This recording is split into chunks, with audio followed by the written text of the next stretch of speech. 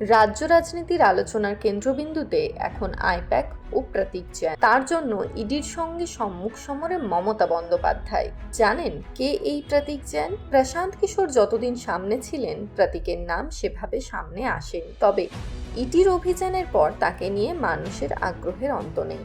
বর্তমানে ভোট কুশলীর কাজ করলেও ঝাড়খণ্ডের বাসিন্দা প্রতীক জ্যান পড়াশোনা করেছেন ইঞ্জিনিয়ারিং নিয়ে বম্বের ইন্ডিয়ান ইনস্টিটিউট অফ টেকনোলজি থেকে। তার লিঙ্কডইন প্রোফাইলের তথ্য বলছে, পড়াশোনা চলাকালীনই তিনি কর্মজীবনে প্রবেশের চেষ্টা শুরু করে দিয়েছিলেন। 2010 সালে অ্যাক্সিস মিউচুয়াল ফান্ডে ইন্টার্নশিপ করেন 2 মাস। এরপর মুম্বাইয়ে ডেলয়েটে অ্যানালিস্ট হিসেবে কাজ করেছেন 1 বছর 3 মাস, 2012 থেকে 2013 পর্যন্ত। এরপরই পেশাদার রাজনীতির অঙ্গনে পা রাখা। 2013 সালেই সেপ্টেম্বরে সিটিজেন্স ফর অ্যাকাউন্টেবল গভর্নেন্স নামে একটি সংস্থা তৈরি করেন প্রতীক।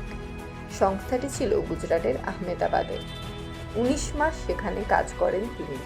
সেখানে কাজ করতে করতেই তার সাক্ষাৎ প্রশান্ত কিশোরের সঙ্গে। এই পিকেকে সামনে রেখেই প্রতীক 2015 সালে তৈরি করেন ইন্ডিয়ান পলিটিক্যাল অ্যাকশন কমিটি, অর্থাৎ আইপ্যাক। সরকারিভাবে প্রতীকের সহ-প্রতিষ্ঠাতা ভিনেশ চান্দাল ও ঋষিরাজ সিং। সংস্থাটি গড়ে ওঠার পরই ভোটকুশলী হিসেবে বিভিন্ন রাজ্যে কাজ করেছে এবং সাফল্যও পেয়েছে। পশ্চিমবঙ্গ ছাড়াও আইপ্যাক কাজ করেছে দিল্লি, বিহার, পাঞ্জাব, উত্তরপ্রদেশ, অন্ধ্রপ্রদেশ, মহারাষ্ট্রের নির্বাচনে। আইপ্যাকের সহ-প্রতিষ্ঠাতা এবং ডিরেক্টর প্রতীক জ্যানের বাড়িতে ইডি অভিযানে মমতা বন্দ্যোপাধ্যায়ের অ্যাকশন মোড দেখে অনেকেরই মনে প্রশ্ন জেগেছে, প্রতীক কেন এত গুরুত্বপূর্ণ মুখ্যমন্ত্রীর কাছে? বিভিন্ন সংবাদ মাধ্যম সূত্রে ইডির দাবি, আইপ্যাক হাওয়ালা টাকার সঙ্গে জড়িত। কয়লা পাচারের কোটি কোটি টাকা তছরূপে যুক্ত একজন হাওয়ালা অপারেটর আইপ্যাককে কোটি কোটি টাকা লেনদেনের ব্যবস্থা করে দেয়। সেই সূত্র ধরেই তল্লাশি অভিযান।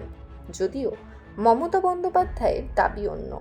তিনি বলছেন, ভোট কৌশল চুরি করতেই এই অভিযান।